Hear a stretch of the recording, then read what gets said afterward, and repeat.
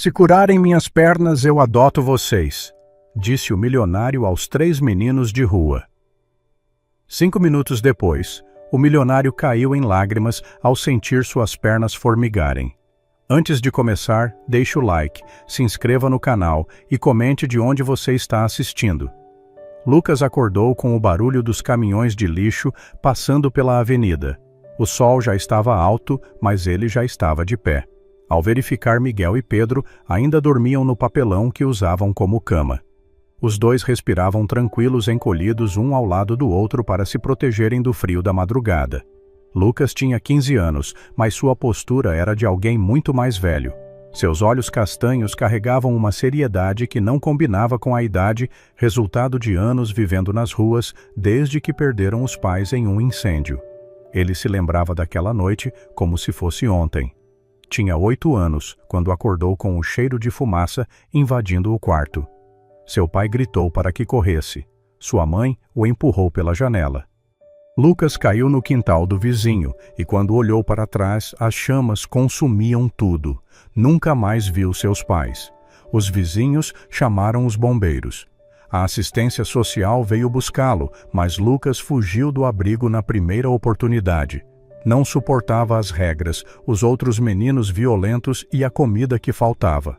Preferiu a liberdade perigosa das ruas. Foi nas ruas que conheceu Miguel 3 anos atrás. O menino tinha 10 anos na época e estava sendo espancado por 2 garotos mais velhos que queriam roubar o pouco dinheiro que ele tinha conseguido pedindo esmolas. Lucas interveio. Apanhou muito, mas conseguiu afugentar os agressores. Miguel ficou em dívida com ele desde então. O garoto tinha sido abandonado ainda bebê em um terreno baldio encontrado por uma mulher que o levou para um abrigo. Passou a infância inteira sendo transferido de instituição em instituição, nunca ficando tempo suficiente em nenhum lugar para criar laços. Aos 10 anos cansou daquela vida e fugiu. Pedro chegou a 2 anos. Era um menino franzino de apenas 8 anos na época, com marcas de queimadura de cigarro nos braços e cicatrizes antigas nas costas. Fugia do padrasto, que o espancava diariamente, sempre embriagado e violento. A mãe de Pedro nunca o defendeu com medo de apanhar também. Uma noite depois de uma surra particularmente brutal, Pedro simplesmente saiu de casa e não voltou mais. Encontrou Lucas e Miguel dormindo debaixo de um viaduto e pediu para ficar com eles. Lucas aceitou sem hesitar. Agora eram uma família estranha, maltrapilha e faminta, mas uma família. Lucas trabalhava como ajudante de pedreiro, sempre que conseguia, carregando tijolos e misturando cimento em obras espalhadas pela cidade. Miguel ficava responsável por conseguir comida, seja pedindo nos restaurantes ou vasculhando o lixo dos mercados. Pedro, apesar da pouca idade, tinha um talento especial. Ele se sentava nas calçadas movimentadas e conversava com as pessoas. Não pedia dinheiro diretamente, apenas conversava. Mas algo em suas palavras simples e no seu jeito calmo fazia com que as pessoas voluntariamente lhe dessem algumas moedas. Pedro tinha esse dom de acalmar as pessoas, de fazê-las se sentirem ouvidas. Naquela manhã, Lucas acordou os dois e foram procurar algo para comer. Caminharam até uma padaria onde às vezes conseguiam pães que iam ser jogados fora. O dono era um homem carrancudo chamado seu Osvaldo, que geralmente os enxotava. Mas sua esposa, Dona Maria, tinha pena dos meninos e sempre separava alguns pães velhos. Quando chegaram, Dona Maria estava na porta varrendo a calçada. Ela sorriu ao vê-los, entrou na padaria e voltou com um saco cheio de pães de ontem e algumas empadinhas amassadas. Pegaram a comida e foram comer no banco de uma praça próxima. Pedro comeu seu pão em silêncio e depois fechou os olhos. Lucas sabia que ele estava rezando. O menino fazia isso todas as manhãs e todas as noites, agradecendo pela comida e pedindo proteção para os 3. Lucas não acreditava muito em Deus depois de tudo que tinha passado, mas nunca zombou da fé do garoto. Se aquilo o ajudava a suportar a vida nas ruas, que rezasse o quanto quisesse. Depois do café improvisado, precisavam decidir o que fazer no dia. Lucas tinha conseguido trabalho em uma obra que ficava do outro lado da cidade. O mestre de obras, seu Joaquim, era um homem justo, que pagava no final do dia e não roubava no peso do serviço. Miguel ia tentar a sorte nos restaurantes da região central, onde os donos eram mais generosos. Pedro ficaria com Lucas na obra, ajudando no que pudesse e ganhando algumas moedas. Estavam atravessando uma das avenidas mais movimentadas quando viram um carro de luxo estacionado em frente a um hotel 5 estrelas.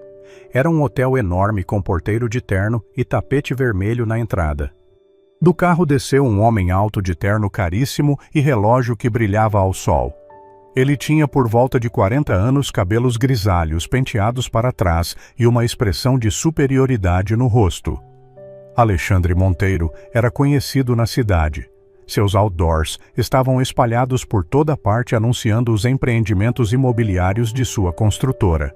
Era dono de metade dos prédios comerciais da região central e tinha fama de ser impiedoso nos negócios. Lucas já tinha ouvido histórias de famílias despejadas porque Alexandre comprou os terrenos onde moravam para construir seus edifícios. O empresário não se importava com ninguém além dele mesmo. Alexandre entregou as chaves do carro para o manobrista com um gesto displicente e virou-se para entrar no hotel. Não olhou para os lados nem prestou atenção no sinal de pedestres que estava vermelho. Começou a atravessar a rua com passos apressados, checando o celular. Foi quando o ônibus apareceu. O motorista buzinou desesperadamente e pisou no freio com toda a força, mas era tarde demais. O impacto foi brutal. Alexandre foi arremessado vários metros, seu corpo girando no ar antes de bater contra o asfalto com um som horrível que Lucas nunca esqueceria. O silêncio que se seguiu durou apenas segundos antes dos gritos começarem. Lucas, Miguel e Pedro estavam a poucos metros do acidente. Viram tudo. O corpo de Alexandre estava imóvel no chão, sangue escorrendo de um corte na testa. Suas pernas estavam em ângulos estranhos, claramente quebradas. Pessoas correram de todos os lados. Alguém gritou para chamar uma ambulância. O motorista do ônibus desceu do veículo tremendo e chorando. Os 3 meninos ficaram paralisados observando a cena. Um segurança do hotel correu para Alexandre e se ajoelhou ao lado dele. O empresário estava consciente com os olhos arregalados de dor e choque. Ele tentou se mover, mas gritou de agonia. Outros funcionários do hotel trouxeram uma maca, mas os paramédicos que chegaram logo depois orientaram que ninguém deveria mover o acidentado até eles avaliarem a situação. A ambulância chegou em 10 minutos. Os paramédicos trabalharam rapidamente imobilizando Alexandre antes de colocá-lo na maca. Uma mulher loira de vestido caro e maquiagem impecável chegou correndo. Era Clarice, esposa de Alexandre. Ela estava pálida, com as mãos tremendo, enquanto tentava segurar as lágrimas. Clarice tentou subir na ambulância, mas um dos paramédicos explicou que não havia espaço. Ela correria para o hospital por conta própria. Um homem de terno cinza mais jovem que Alexandre chegou logo em seguida. Roberto era o sócio de Alexandre na construtora. Ele colocou a mão no ombro de Clarice oferecendo consolo, mas seus olhos estavam calculistas, já pensando nas implicações do acidente para os negócios. A ambulância partiu com sirenes ligadas. A multidão começou a se dispersar e os carros voltaram a trafegar. A vida seguiu. Lucas, Miguel e Pedro permaneceram ali mais alguns minutos processando o que tinham visto. Pedro tinha lágrimas nos olhos. Os dias seguintes foram repletos de notícias sobre o acidente. Alexandre Monteiro estava em todos os jornais e noticiários. O diagnóstico era devastador, além das múltiplas fraturas nas pernas, a coluna havia sido seriamente comprometida. Os médicos foram claros. Alexandre nunca mais voltaria a andar. Ele passaria o resto da vida preso a uma cadeira de rodas. Lucas, Miguel e Pedro acompanhavam as notícias através das televisões nas vitrines das lojas. Viam as imagens de Alexandre no hospital cercado de médicos. Clarice estava sempre ao seu lado com expressão cansada. Roberto aparecia dando entrevistas dizendo que a empresa continuaria funcionando normalmente e que Alexandre tinha sua total dedicação e apoio. 2 meses se passaram. A vida dos 3 meninos continuava na mesma rotina de sempre. Lucas trabalhava nas obras quando conseguia. Miguel pedia comida e Pedro conversava com as pessoas nas ruas. Dormiam onde podiam, enfrentavam o frio e a fome, mas sempre juntos. Foi em uma tarde de domingo que decidiram explorar um bairro diferente, uma região nobre que ficava nos arredores da cidade. As casas eram enormes, com jardins bem cuidados e muros altos. Caminharam por ruas limpas e arborizadas, observando aquele mundo tão distante do deles. Foi quando viram o portão entreaberto de uma mansão particularmente grande. Lucas espiou pela abertura e viu um jardim imenso com gramado verde e flores coloridas. E no meio do jardim, em uma cadeira de rodas, estava Alexandre Monteiro. O empresário olhava para o nada com expressão vazia, completamente alheio ao mundo ao seu redor. Não havia ninguém por perto. Miguel cutucou Lucas, sinalizando que deveriam ir embora, mas Pedro já tinha entrado pelo portão. O menino caminhou direto até Alexandre, sem medo, sem hesitação. Lucas e Miguel correram atrás, tentando puxá-lo de volta, antes que causassem problemas, mas era tarde. Alexandre virou a cabeça lentamente ao perceber a presença dos meninos. Seu rosto estava magro, com olheiras profundas e a barba por fazer. Ele os encarou com uma mistura de surpresa e raiva. Pedro parou na frente da cadeira de rodas e disse com sua voz tranquila que estava com fome e que eles não tinham comido desde ontem. Perguntou se Alexandre poderia dar alguma comida. Lucas tentou puxar o menino pedindo desculpas e dizendo que iam embora, mas Alexandre ergueu a mão mandando que esperassem.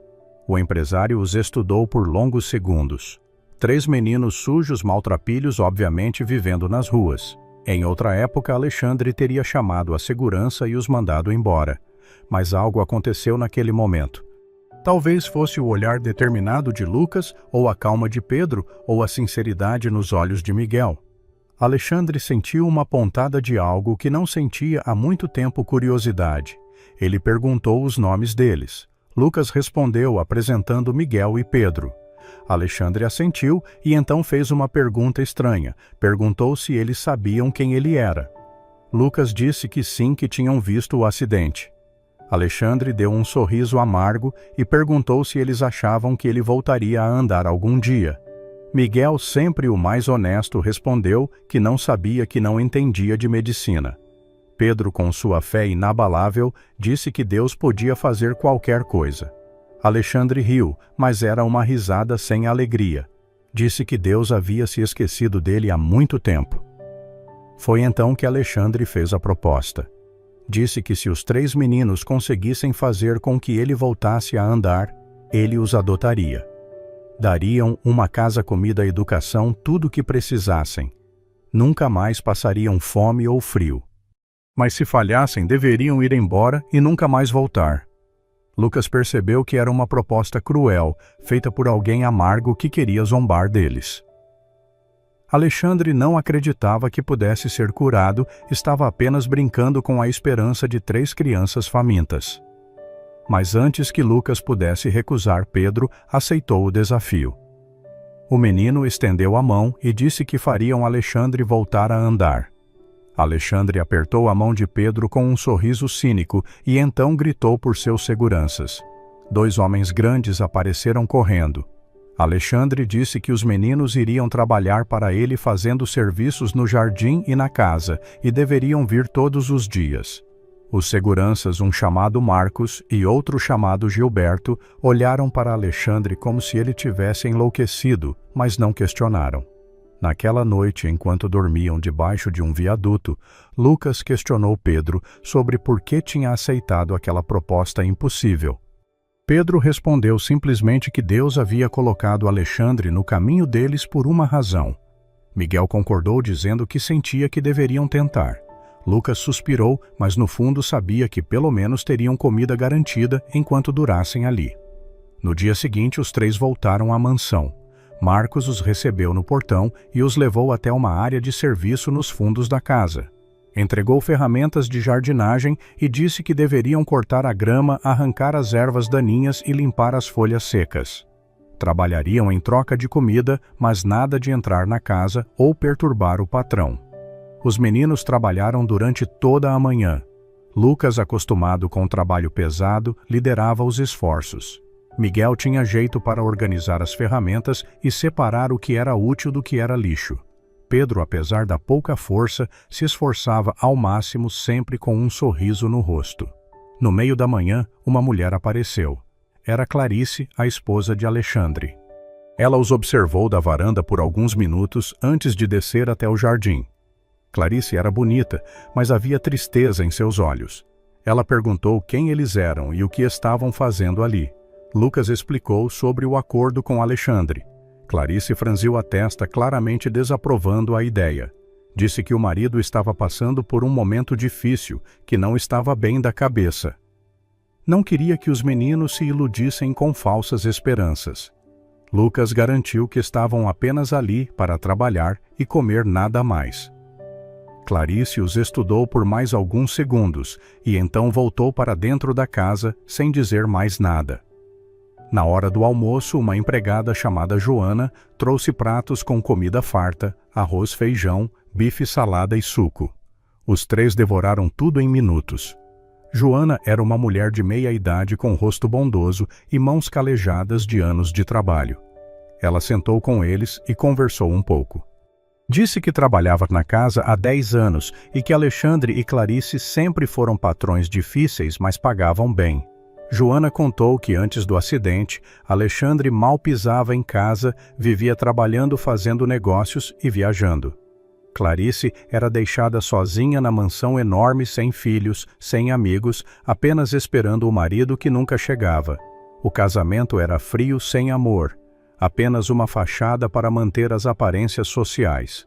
Depois do almoço, voltaram ao trabalho. No meio da tarde, Alexandre apareceu na varanda em sua cadeira de rodas. Ele os observou trabalhar por alguns minutos e então chamou Lucas. O menino se aproximou sujo de terra e suor. Alexandre perguntou quanto tempo ele achava que levaria para fazer o milagre acontecer. Lucas respondeu honestamente que não sabia, que não era médico nem curandeiro. Alexandre riu com escárnio e disse que pelo menos o garoto era sincero. Perguntou sobre as histórias de vida dos três. Lucas contou brevemente, sem entrar em detalhes dolorosos. Falou sobre o incêndio que matou seus pais, sobre como conheceu Miguel e Pedro e sobre a vida nas ruas. Alexandre escutou em silêncio e quando Lucas terminou disse algo inesperado, que pelo menos Lucas tinha escolhido as ruas e tinha liberdade. Falei. Alexandre estava preso naquela cadeira, dependente dos outros para tudo. Era uma prisão pior que qualquer rua. Lucas não soube o que responder, apenas voltou ao trabalho. Os dias se transformaram em semanas. Os três meninos iam à mansão, todas as manhãs trabalhavam no jardim, almoçavam a comida que Joana preparava e iam embora no final da tarde. Alexandre os observava frequentemente da varanda, às vezes fazendo comentários sarcásticos, outras vezes apenas em silêncio. Foi Miguel quem teve a ideia de começar a conversar com Alexandre. O garoto tinha o dom de fazer as pessoas se abrirem. Ele se aproximou da varanda em um desses dias e perguntou se Alexandre queria companhia. O empresário resmungou que não, mas também não mandou Miguel embora. O menino sentou nos degraus da varanda e começou a falar. Miguel falou sobre os abrigos onde tinha vivido, sobre as pessoas que conheceu, sobre sonhos que tinha. Disse que gostava de desenhar, que encontrava pedaços de papel e carvão para fazer seus desenhos. Não eram bons, admitiu, mas o faziam feliz. Alexandre escutou sem interromper. Quando Miguel terminou, disse apenas que sonhos não enchiam barriga. Miguel concordou, mas respondeu que sonhos mantinham a esperança viva. Pedro também começou a se aproximar de Alexandre. O menino não falava muito, apenas se sentava perto da cadeira de rodas e ficava ali em silêncio. No começo, Alexandre o ignorava, mas eventualmente começou a conversar. Perguntou sobre a fé de Pedro, sobre por que acreditava tanto em Deus depois de tudo que tinha passado. Pedro explicou que a fé era tudo que tinha. Quando apanhava do padrasto, rezava. Quando estava com fome, rezava. Quando tinha medo, rezava. Deus sempre o confortava, sempre o mantinha vivo. Alexandre disse que Deus nunca tinha feito nada por ele. Pedro respondeu que às vezes Deus agia de formas que não entendíamos na hora, mas que tudo tinha um propósito. Lucas era o mais reservado, focado no trabalho. mas Alexandre começou a fazer perguntas sobre os livros que via Lucas lendo durante os intervalos. Eram livros velhos que o menino encontrava no lixo manuais de matemática física e engenharia. Lucas admitiu que sonhava em ser engenheiro, um dia em construir coisas, em ter uma profissão de verdade. Alexandre ficou impressionado com a determinação do garoto.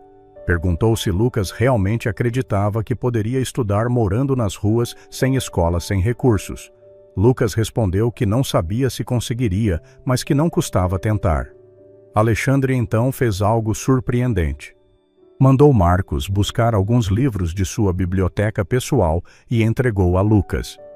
Eram livros de cálculo e geometria ainda novos. Disse que Lucas poderia ficar com eles.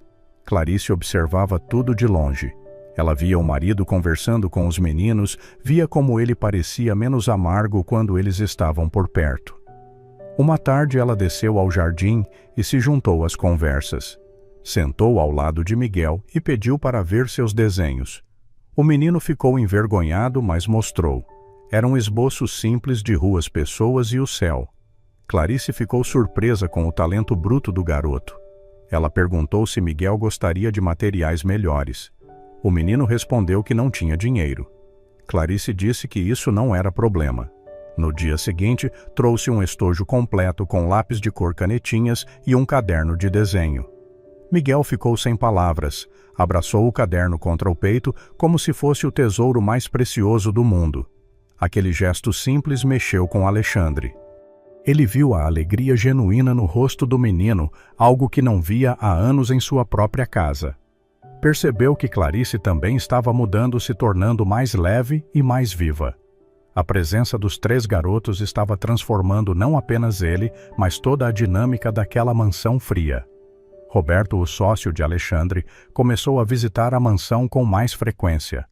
Ele dizia que estava preocupado com o bem-estar do amigo, mas seus olhos traíam outras intenções. Roberto via que Alexandre estava distraído, fragilizado emocionalmente. Era a oportunidade perfeita para tomar controle da empresa. Nas reuniões de negócios que aconteciam na sala de Alexandre, Roberto começou a tomar decisões sozinho. Dizia que Alexandre precisava se concentrar em sua recuperação, que ele cuidaria de tudo. Alexandre, cansado e deprimido, concordava sem questionar, não percebendo que estava lentamente perdendo o controle de tudo que havia construído. Foi Marcos, o segurança, quem primeiro desconfiou de Roberto. Ele ouvia conversas no portão, via como Roberto chegava sempre com uma pasta cheia de documentos para Alexandre assinar. Conversou com Gilberto sobre suas suspeitas, mas não tinha provas de nada, apenas uma sensação ruim. Enquanto isso, Lucas teve uma ideia. Ele tinha visto fisioterapeutas trabalhando em uma das obras onde ajudava, observando como eles massageavam e alongavam os músculos de um trabalhador que tinha se machucado. Decidiu tentar fazer o mesmo com Alexandre. Pediu permissão e, surpreendentemente, Alexandre concordou. Todos os dias depois do trabalho no jardim, Lucas passava meia hora massageando as pernas de Alexandre. Ele não sabia exatamente o que estava fazendo, apenas imitava os movimentos que tinha visto. Alexandre dizia que não sentia nada, que era inútil, mas permitia que Lucas continuasse. Havia algo de reconfortante naquele gesto, na dedicação do garoto. Miguel contribuía de outra forma. Ele conversava com Alexandre sobre perdão, sobre segundas chances, sobre como guardar mágoa, apenas envenenava a própria alma. O garoto tinha uma sabedoria que não condizia com seus 13 anos. Falava sobre como tinha perdoado todos que o abandonaram, todos que o machucaram, porque carregar raiva era muito pesado. Alexandre ouvia e refletia. Pensava em todas as pessoas que havia pisoteado ao longo da vida, famílias despejadas, funcionários demitidos, friamente concorrentes destruídos.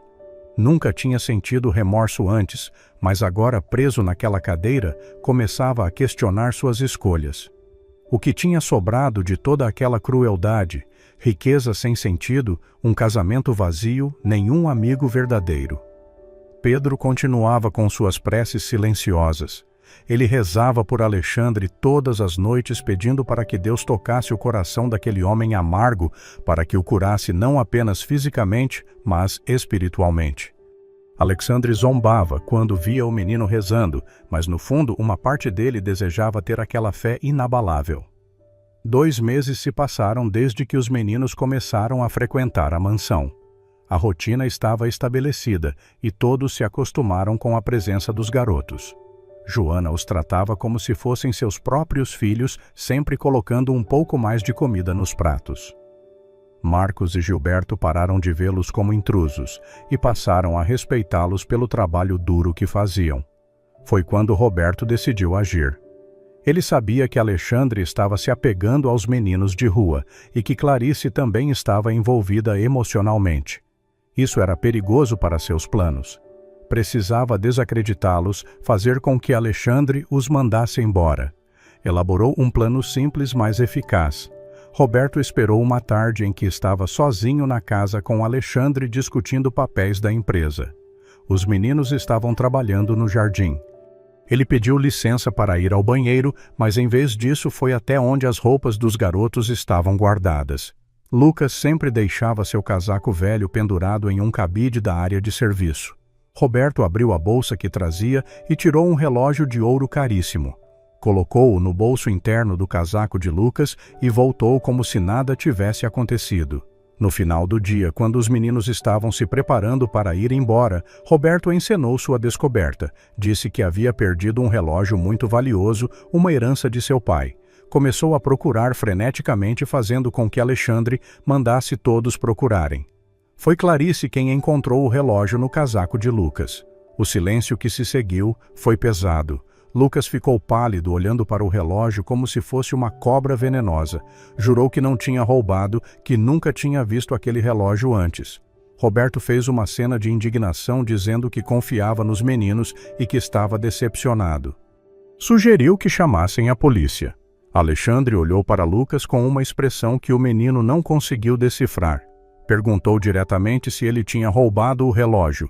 Lucas, com lágrimas nos olhos, negou veementemente. Disse que podiam revistar tudo, que não tinha nada além daqueles livros que Alexandre tinha dado. Miguel e Pedro também defenderam o amigo, dizendo que Lucas nunca roubaria nada.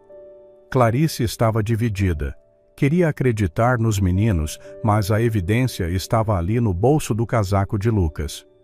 Roberto continuou pressionando, dizendo que meninos de rua eram todos iguais, que Alexandre havia sido ingênuo em confiar neles. Sugeriu que fossem embora imediatamente e nunca mais voltassem. Foi quando Alexandre ergueu a mão pedindo silêncio. Ele tinha uma expressão pensativa. Disse que antes de tomar qualquer decisão, queria revisar as câmeras de segurança.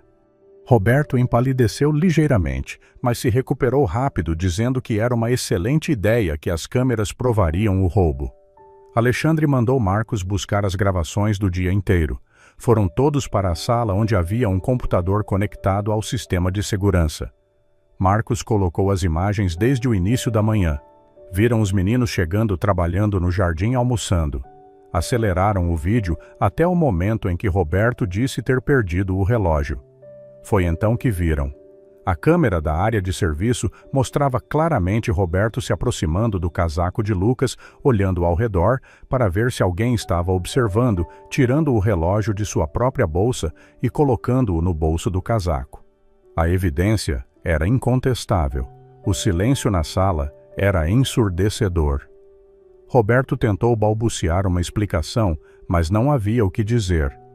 Alexandre o encarou com uma fúria fria que fez o sócio recuar um passo. Perguntou por que ele tinha feito aquilo. Roberto, percebendo que estava encurralado, decidiu admitir parte da verdade. Disse que estava tentando proteger Alexandre, que os meninos eram aproveitadores que iam tirar vantagem dele. Alexandre não acreditou. Mandou Marcos buscar todos os documentos que Roberto tinha trazido nas últimas semanas. Passou horas revisando cada papel, cada contrato, cada transferência bancária. Foi quando descobriu. Roberto estava desviando dinheiro da empresa há meses, possivelmente anos. Contratos fraudulentos, pagamentos duplicados, contas fantasmas. Milhões haviam sido roubados. e Alexandre, confiando cegamente no sócio, nunca havia verificado. A traição era completa. Roberto não era apenas um ladrão, era alguém que havia se aproveitado da vulnerabilidade de Alexandre após o acidente para roubar ainda mais. A amizade de 2 décadas era uma farsa. Alexandre sentiu uma dor no peito que não tinha nada a ver com suas pernas paralisadas. Era a dor de perceber que nunca teve amigos verdadeiros, que construiu sua vida cercado de pessoas interesseiras. Ele olhou para Lucas, que ainda estava com os olhos vermelhos de lágrimas. Pediu desculpas ao menino por ter duvidado dele, mesmo que por apenas alguns segundos. Lucas acenou que estava tudo bem, que entendia. Alexandre então virou para Roberto e disse que ele tinha até o amanhecer para deixar a cidade. Caso contrário, chamaria a polícia e apresentaria todas as provas dos desvios. Roberto tentou argumentar, mas Marcos e Gilberto já o estavam escoltando para fora da mansão. Depois que Roberto saiu, Alexandre desabou. Toda a força que mantinha para se mostrar forte e no controle simplesmente evaporou. Ele chorou pela primeira vez desde o acidente. Chorou por tudo que tinha perdido: suas pernas, sua empresa, sua confiança nas pessoas. Clarice se aproximou e colocou a mão em seu ombro. Era a primeira vez em anos que demonstrava carinho genuíno pelo marido. Foi Pedro quem quebrou o silêncio. O menino se aproximou da cadeira de rodas e disse que agora Alexandre sabia quem eram seus verdadeiros amigos, que Deus tinha revelado a traição de Roberto para protegê-lo de perdas maiores. Explicou que às vezes precisamos perder as coisas erradas para dar espaço às coisas certas em nossa vida.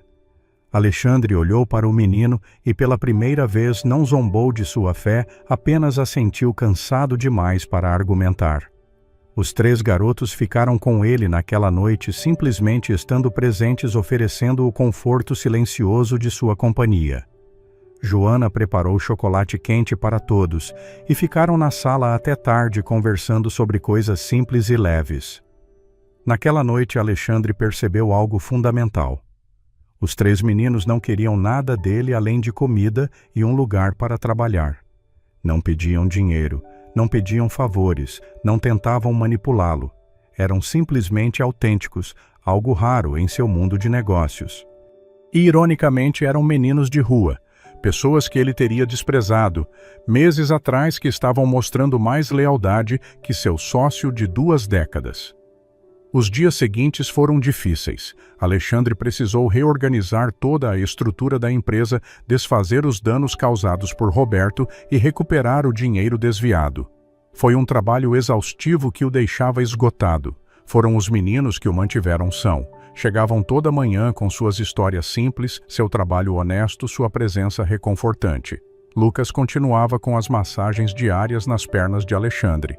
O empresário ainda não sentia nada, mas permitia que o garoto continuasse. Havia algo de terapêutico naqueles momentos, não para suas pernas, mas para sua alma.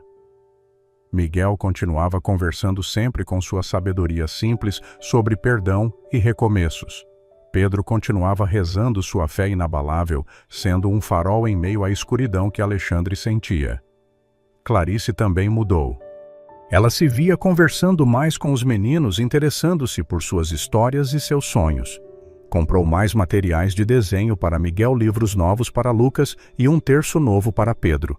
Pela primeira vez em anos, sentia que tinha um propósito, além de ser apenas a esposa troféu de um empresário bem-sucedido. Foi em uma manhã, 4 meses depois que os meninos começaram a frequentar a mansão, que aconteceu algo inexplicável. Lucas estava fazendo a massagem usual nas pernas de Alexandre quando o empresário sentiu algo. Era um formigamento fraco, quase imperceptível, mas estava lá. Ele ficou imóvel sem acreditar. Pediu para Lucas continuar massageando mais forte. O formigamento aumentou. Alexandre chamou Clarice, sua voz tremendo de emoção. Disse que estava sentindo as pernas. Ela pensou que fosse imaginação, mas Alexandre insistiu. Chamaram um médico particular que fazia acompanhamento desde o acidente. O Dr. Eduardo chegou em 1 hora e fez uma série de testes. Confirmou que havia sinais de sensibilidade retornando. Não sabia explicar como ou porquê, mas era real. Os dias seguintes foram uma montanha-russa emocional. A sensibilidade aumentava gradualmente. Alexandre conseguia mexer os dedos dos pés, depois os tornozelos, depois os joelhos. Os médicos estavam perplexos. O prognóstico tinha sido categórico, não havia recuperação possível. Mas ali estava Alexandre, desafiando todas as expectativas. Em 2 semanas, com a ajuda de fisioterapia intensiva, orientada por uma equipe médica agora dedicada, Alexandre deu seus primeiros passos. Eram passos trêmulos, apoiado em barras paralelas, mas eram passos. Lucas, Miguel e Pedro assistiram àquele momento com lágrimas nos olhos. O impossível estava acontecendo. Alexandre caiu de joelhos depois de caminhar apenas alguns metros exausto, mas radiante. Olhou para os 3 meninos e pela primeira vez em meses sorriu um sorriso genuíno. Disse que tinham cumprido sua parte do acordo e que agora era a hora de cumprir a dele e adotá-los como havia prometido. Clarice abraçou o marido, depois abraçou os 3 meninos. Joana chorava de alegria na cozinha. Marcos e Gilberto batiam palmas. Era um momento de celebração pura. Mas Alexandre sabia que o caminho ainda seria longo. Adotar 3 crianças não era simples. Havia burocracia, questionamentos e obstáculos. Ele contratou os melhores advogados especializados em adoção. Iniciou o processo formal, apresentando toda a documentação necessária. Os meninos fizeram exames médicos, passaram por avaliações psicológicas e foram entrevistados separadamente. Lucas, Miguel e Pedro confirmaram que queriam ser adotados pela família Monteiro. Foi quando surgiu Fernanda Costa, a assistente social responsável pelo caso. Ela era uma mulher de 40 e poucos anos com cabelos presos em coque apertado e expressão séria. Fernanda tinha visto muitas crianças serem exploradas ao longo de sua carreira, famílias que adotavam por motivos errados, que usavam as crianças para trabalho, para benefícios fiscais, para melhorar sua imagem pública. Ela olhou para Alexandre com desconfiança. Um empresário milionário querendo adotar 3 meninos de rua de uma vez parecia bom demais para ser verdade. Fernanda questionou as motivações de Alexandre, perguntou se não era apenas uma jogada de marketing para melhorar a imagem da empresa após o escândalo com Roberto. Alexandre ficou ofendido, mas entendeu a preocupação. Disse que Fernanda poderia investigar o quanto quisesse, que abriria todas as portas de sua vida, pois queria provar que suas intenções eram genuínas. Fernanda aceitou o desafio. Passou semanas morando praticamente na mansão, observando cada interação entre Alexandre e os meninos. Ela viu como Lucas ajudava Alexandre com os exercícios de fisioterapia. Viu como Miguel conversava com Clarice sobre arte e desenho. Viu como Pedro rezava com Joana antes das refeições. Viu a dinâmica natural que havia se desenvolvido e a forma como todos se preocupavam uns com os outros genuinamente. Fernanda também entrevistou os meninos separadamente. Perguntou se sentiam pressionados a aceitar a adoção, se tinham medo de Alexandre ou se estavam sendo bem tratados. Lucas respondeu que pela primeira vez em anos se sentia parte de uma família. Miguel disse que finalmente tinha um lugar onde era amado de verdade. Pedro afirmou que Deus tinha respondido suas preces de forma ainda melhor do que imaginava. Mas Fernanda não se convencia facilmente.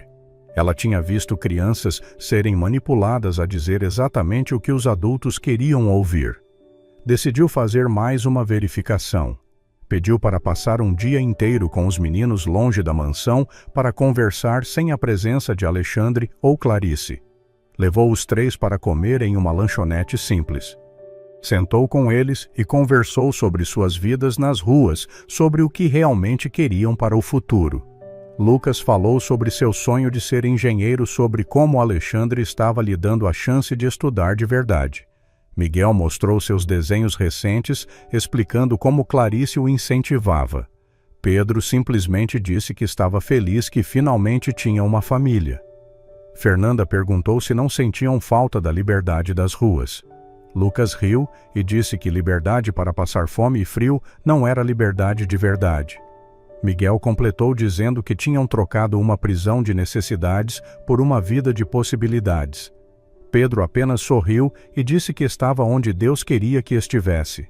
A assistente social voltou para a mansão ainda naquele dia.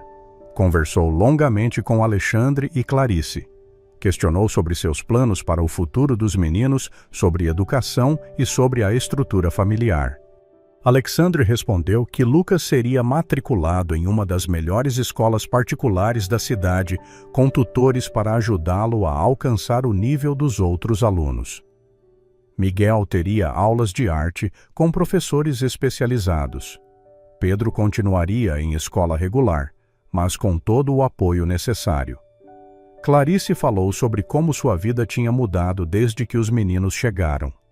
Admitiu que seu casamento com Alexandre estava morto antes do acidente e que viviam como estranhos na mesma casa. Mas os 3 garotos trouxeram vida, trouxeram propósito. Ela finalmente se sentia mãe, finalmente tinha algo pelo qual viver, além de eventos sociais vazios. Fernanda ficou em silêncio por longos minutos após ouvir tudo. Finalmente disse que daria seu parecer favorável ao processo de adoção. Havia riscos, sempre havia, quando se tratava de uma mudança tão drástica na vida de crianças, mas ela acreditava que naquele caso específico era o melhor caminho para os 3 meninos. Mas então surgiu um novo obstáculo. Roberto, do exílio forçado em outra cidade, soube do processo de adoção. Viu uma oportunidade de vingança.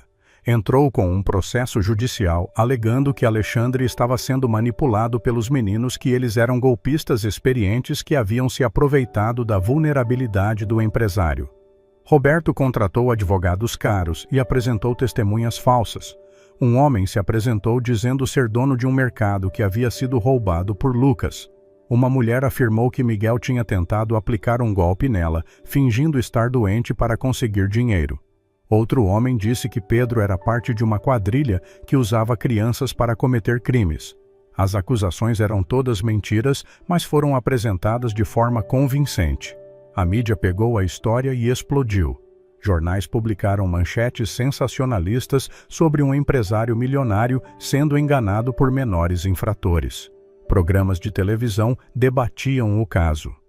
A opinião pública se dividiu entre os que defendiam Alexandre e os que acreditavam que ele estava sendo manipulado. A pressão foi enorme. Alexandre recebeu ligações de conhecidos aconselhando-o a desistir da adoção, dizendo que estava manchando sua reputação. Membros do conselho de sua empresa expressaram preocupação sobre como aquilo afetava a imagem da companhia. Até alguns funcionários da mansão começaram a duvidar das intenções dos meninos, mas Alexandre não vacilou. Ele conhecia Lucas, Miguel e Pedro, tinha passado meses com eles, tinha visto seu caráter e sua bondade genuína. Não ia abandoná-los agora por causa de mentiras orquestradas por um homem vingativo. Contratou investigadores particulares para desmentir as falsas testemunhas. Os investigadores fizeram um trabalho minucioso. Descobriram que o suposto dono de mercado, na verdade, nunca tinha tido um mercado. Era um ator fracassado que Roberto pagou para mentir. A mulher que alegou ter sido vítima de golpe tinha antecedentes criminais por fraude e estava devendo dinheiro para agiotas. O homem que falou sobre a quadrilha era funcionário demitido da empresa de Alexandre, com motivos pessoais para prejudicá-lo. Todas as provas foram apresentadas ao juiz responsável pelo caso, mas Roberto tinha um último trunfo. Ele conseguiu localizar familiares dos meninos. Encontrou uma tia distante de Lucas que nunca tinha demonstrado interesse pelo sobrinho, mas que agora, vendo a possibilidade de dinheiro envolvido, reivindicava a guarda. Achou a mãe biológica de Miguel, uma mulher com problemas sérios de dependência química que o havia abandonado, mas que subitamente queria o filho de volta. Até o padrasto de Pedro apareceu alegando arrependimento e querendo uma segunda chance. O caso foi para tribunal. A audiência estava marcada e seria decisiva. Alexandre chegou acompanhado de seus advogados e Clarice ao seu lado. Os 3 meninos estavam nervosos, vestidos com roupas novas que Clarice tinha comprado, mas claramente assustados com todo o processo legal. Roberto estava lá sentado do outro lado da sala, com um sorriso presunçoso. Ao lado dele estavam os supostos familiares dos meninos, todos com expressões gananciosas mal disfarçadas. A tia de Lucas não parava de olhar para o relógio caro de Alexandre. A mãe de Miguel tremia claramente em abstinência. O padrasto de Pedro tinha olhos frios que fizeram o menino se encolher na cadeira. O juiz Dr. Henrique Almeida era um homem de 60 anos conhecido por sua integridade e rigor. Ele leu todos os documentos do processo, ouviu os argumentos de ambos os lados e pediu para ouvir os testemunhos. Roberto falou primeiro. Fez um discurso emocionado sobre como estava preocupado com seu amigo Alexandre, sobre como tinha sido sócio fiel por anos, até ser injustamente acusado de desvio de recursos. Alegou que os meninos eram manipuladores treinados que haviam enganado Alexandre em um momento de vulnerabilidade. Apresentou suas falsas testemunhas que repetiram as mentiras ensaiadas. Os advogados de Alexandre contra-atacaram apresentando as provas de que as testemunhas eram fraudulentas. Mostraram os registros bancários comprovando os pagamentos que Roberto fez a elas e apresentaram as filmagens das câmeras de segurança mostrando Roberto armando o golpe do relógio roubado. Desmontaram cada argumento meticulosamente. Então foi a vez dos familiares falarem. A tia de Lucas chorou lágrimas falsas dizendo que sempre amou o sobrinho, mas não tinha condições de criá-lo na época. Agora, miraculosamente, tinha conseguido estabilidade financeira e queria o menino de volta. A mãe de Miguel balbuciou sobre arrependimento sobre como queria uma chance de ser mãe de verdade. O padrasto de Pedro fez um discurso sobre ter mudado, sobre ter se recuperado do alcoolismo e sobre querer compensar os erros do passado. Os advogados de Alexandre questionaram cada um duramente. Perguntaram à tia de Lucas por que ela nunca tinha visitado o menino nos abrigos ou quando ele fugiu para as ruas. Ela não soube responder. Perguntaram à mãe de Miguel por que ela o abandonou em um terreno baldio quando o bebê se realmente se importava com ele. A mulher começou a chorar, mas eram lágrimas vazias. Perguntaram ao padrasto de Pedro se ele negava as marcas de cigarro e as cicatrizes que o menino ainda carregava. O homem ficou vermelho de raiva, mas não conseguiu negar. Foi então que o juiz pediu para ouvir os próprios meninos. Primeiro chamou Lucas. O garoto de 15 anos se levantou e caminhou até a frente com postura ereta. O juiz perguntou o que ele queria para sua vida. Lucas respondeu com voz firme que queria estudar, que queria ser engenheiro e que Alexandre estava lhe dando a chance que ninguém nunca deu. Disse que sua tia nunca se importou com ele, que não ia deixar que ela destruísse seu futuro agora. Miguel foi o próximo. O menino de 13 anos estava mais nervoso, mas falou com sinceridade. Disse que tinha passado a vida inteira sem pertencer a lugar nenhum, sendo passado de abrigo em abrigo. A mulher que o gerou não era sua mãe, apenas alguém que o trouxe ao mundo e o abandonou. Clarice era sua mãe agora, a única que se importava com ele de verdade. Pedro foi o último. O menino de 10 anos subiu na cadeira das testemunhas com os olhos brilhando de determinação. O juiz, com voz gentil, perguntou o que ele achava de tudo aquilo. Pedro olhou diretamente para o padrasto e disse que aquele homem tinha quase o matado, que as cicatrizes em suas costas nunca o deixariam esquecer. Disse que tinha rezado durante anos para escapar daquela casa, que Deus finalmente tinha ouvido suas preces e que não ia voltar para aquele inferno. O silêncio no tribunal era absoluto. O padrasto de Pedro tentou se levantar gritando que o menino era mentiroso, mas os seguranças o contiveram. O juiz bateu o martelo pedindo ordem. Foi então que Clarice pediu para falar. O juiz concedeu. Ela se levantou e foi até a frente da sala. Pela primeira vez em anos, Clarice falou com convicção sobre seus sentimentos. Disse que tinha vivido em um casamento frio e vazio por mais de uma década, que Alexandre a tratava como um objeto decorativo e que ela tinha perdido qualquer senso de propósito na vida. Clarice contou como tudo mudou quando os 3 meninos apareceram. Pela primeira vez, sentiu que importava para alguém, pela primeira vez, tinha algo pelo qual acordar de manhã. Viu seu marido, um homem amargo e cruel, se transformar em alguém capaz de amar. Presenciou o impossível acontecer quando Alexandre voltou a andar, não por causa de médicos ou medicamentos, mas por causa da fé e dedicação de 3 crianças que não tinham nada além de esperança. Ela disse que não importava o que o tribunal decidisse, que ela e Alexandre lutariam pelos meninos até o fim, que aqueles 3 garotos não eram apenas crianças que eles queriam adotar, mas eram seus filhos em todos os sentidos que importavam. Clarice terminou seu depoimento com lágrimas escorrendo pelo rosto, mas de pé forte e decidida. Alexandre também pediu para falar. Foi a primeira vez que muitos no tribunal o viram caminhar. Ele se levantou da cadeira e foi até a frente. Seus passos ainda um pouco inseguros, mas firmes. Disse que tinha sido um homem terrível por toda a vida, que tinha destruído famílias para construir seus prédios, que tinha pisoteado em qualquer um que ficasse em seu caminho, que tinha acumulado riqueza, mas perdido sua humanidade. Alexandre contou sobre o acidente, sobre os meses de amargura e ódio que se seguiram, sobre como tinha perdido toda a vontade de viver. Foi quando 3 meninos apareceram em seu jardim pedindo comida. Ele fez uma proposta cruel, zombando da fé e esperança deles. Mas aqueles meninos aceitaram o desafio impossível. Ele falou sobre como Lucas massageava suas pernas todos os dias, mesmo sem acreditar que faria diferença. Sobre como Miguel conversava com ele sobre perdão e segundas chances.